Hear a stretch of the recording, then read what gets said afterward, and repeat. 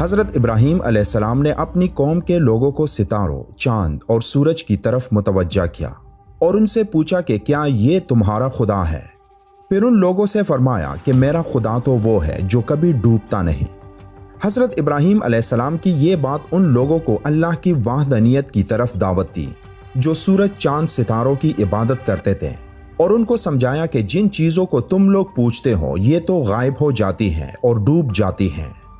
اس تمام واقعے کا ذکر سورہ الانعام کی آیت 76، 77 اور 78 میں موجود ہے۔ آیت 76 میں آیا ہے کہ پھر جب ان پر رات نے اندھیرا کر دیا تو انہوں نے ایک ستارہ دیکھا۔ ایک ستارے کے لیے عربی میں مشہور لفظ نجم ہے، لیکن یہاں ستارے کے لیے لفظ کوکب استعمال ہوا ہے۔ کواکب یعنی پلینٹس عربی لفظ کوکب کی جمع ہے جس کے معنی سیارے کے ہیں، لیکن اس کا استعمال ستاروں کے لیے بھی کیا جاتا ہے، اور ستاروں میں یہ ایک بڑا اور تیز روشنی والا ستارہ ہے۔ اور اسی صورت میں آگے آیت نمبر 97 میں اللہ تعالیٰ نے ستاروں کے لیے نجم لفظ استعمال کیا ہے، لیکن اس آیت میں حضرت ابراہیم علیہ السلام نے جس ستارے کو کوکب کہا وہ اصل میں کیا تھا؟ تو آپ نے غور کیا ہوگا کہ اس آیت کا آغاز اس بات سے ہوتا ہے کہ جب ان پر رات نے اندھیرا کیا، مطلب کہ سورج ڈل چکا تھا، جو کہ شام کے وقت ڈلتا ہے، اور وہ شام کا وقت تھا۔ اب شام کے وقت اور صبح کے اجالے سے پہلے آسمان پر ایک چیز چمکتی ہے، اور وہ چیز ایک سیارہ ہے جسے وینس سیارہ کہا جاتا ہے۔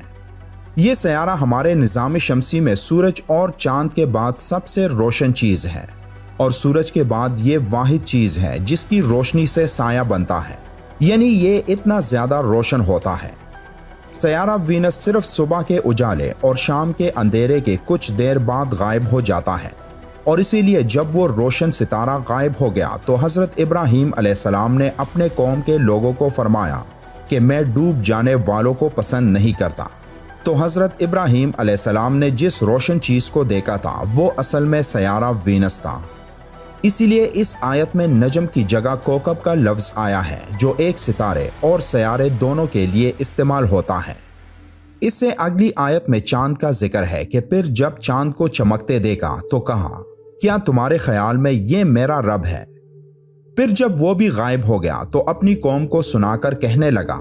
اگر مجھے میرا رب ہدایت نہیں کرتا تو میں بھی انہی گمراہوں میں ہوتا۔ اب اس آیت پر غور کریں کہ جس میں چاند کا ذکر اس روشن ستارے کے بعد آیا ہے جس کی جانب حضرت ابراہیم علیہ السلام نے اپنے لوگوں کو متوجہ کیا تھا، اور جب وہ ڈوب گیا تو اس کے بعد چاند کی طرف متوجہ ہوئے۔ اگر اس وقت چاند موجود ہوتا جب اس روشن ستارے کو وہ سب دیکھ رہے تھے تو چاند تو اس ستارے یعنی وینس سے زیادہ روشن ہے، اور ایسے میں اگر چاند اس وقت ہوتا تو سب چاند کی طرف ہی دیکھتے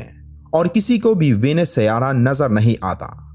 اسی لیے جب تک وینس سیارہ آسمان پر موجود تھا تو اس وقت چاند آسمان پر نظر نہیں آ رہا تھا، اور جب وینس ڈوبا تو چاند سب کو روشن نظر آنے لگا۔ یہ سب کچھ شام کے سورج ڈلنے کے 1.5-2 گھنٹے بعد ہوا تھا، جس میں وینس سیارہ اس وقت آسمان پر موجود رہا اور پھر غائب ہو گیا، اور اس کے بعد چاند نکل آیا۔ اب چاند کا ایسے نکلنا صرف اس وقت ہوتا ہے جب 14ویں کی رات ختم ہو جاتی ہے، کیونکہ 14ویں کی رات کو چاند اس وقت نکلتا ہے جب سورج غروب ہو جاتا ہے،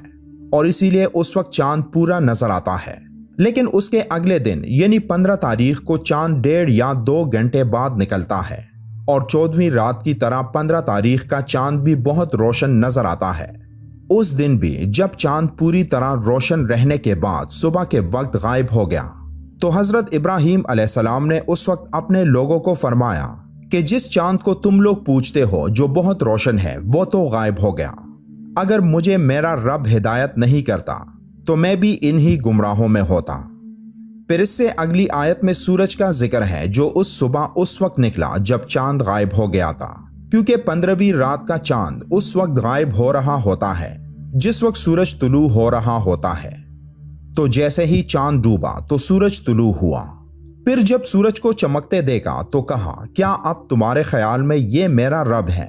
کیونکہ یہ سب سے بڑا ہے۔ پھر جب وہ غائب ہو گیا تو کہا اے میری قوم، میں ان سے بیزار ہوں جنہیں تم اللہ کا شریک بناتے ہو۔ اس آیت میں سورج کے لیے اکبر کا لفظ استعمال ہوا ہے جس کا مطلب بڑا ہے۔ اب غور کرنے والی بات یہ ہے کہ حضرت ابراہیم علیہ السلام نے سورج کے لیے ہی اکبر یعنی بڑا کا لفظ کیوں استعمال کیا؟ یہ بات انہیں کیسے پتا تھی کہ سورج اس ستارے اور چاند سے بڑا ہے؟ بے شک یہ ان پر اللہ کا خاص علم اور انعام تھا، لیکن یہاں ایک خاص بات ان آیات سے پچھلی آیت یعنی آیت نمبر 75 میں موجود ہے، جس میں اللہ فرماتا ہے اور ہم نے اس طرح ابراہیم کو آسمان اور زمین کے عجائبات دکھائے تاکہ وہ یقین کرنے والوں میں سے ہو جائے۔ اب اس کا مطلب یہی ہے کہ اللہ نے حضرت ابراہیم علیہ السلام کو زمین پر موجود تمام جگہیں دکھائی اور آسمان میں مختلف گیلیکسیز، پلینٹس اور سٹارز دکھائے، جن کو دیکھ کر آپ علیہ السلام کو معلوم ہوا کہ ان تینوں میں سورج سب سے بڑا ہے۔ یعنی جب حضرت ابراہیم علیہ السلام اپنی قوم کو ان ساری چیزوں کے بارے میں فرما رہے تھے تو اس سے پہلے اللہ نے آپ علیہ السلام کو ان تمام چیزوں کے بارے میں پہلے سے علم دے رکھا تھا۔ ان تمام آیتوں سے یہ بھی واضح ہے کہ قرآن نے پہلے سے ہی یہ واضح کر دیا تھا کہ سورج جو ہمارے نظام شمسی کے بیچ میں موجود ہے اور جس کے گرد ہماری زمین اور باقی سیارے چکر لگاتے ہیں اور جس پر سائنس نے قرآن کے نزول کے سینکڑوں سال بعد ریسرچ کی اور دنیا کو یہ بتا دیا کہ یہی سچ ہے، جس کا ذکر قرآن میں 1400 سال پہلے آیا تھا، اور قرآن سے بھی پہلے حضرت ابراہیم علیہ السلام نے اس بارے میں اپنی قوم کو فرما دیا تھا کہ سورج کیا ہے، چاند کیا ہے اور ستارے اور سیارے کیا ہیں اور ان میں سب سے روشن اور بڑا کون سا ہے۔ یہ وہ باتیں ہیں جنہیں ہم آج قرآن میں پڑھ کر آگے نکل جاتے ہیں لیکن کبھی غور نہیں کرتے، جبکہ اللہ بار بار قرآن میں فرماتا ہے کہ اس کی نشانیوں پر غور کرو تاکہ تم بھی ہدایت والے بن جاؤ۔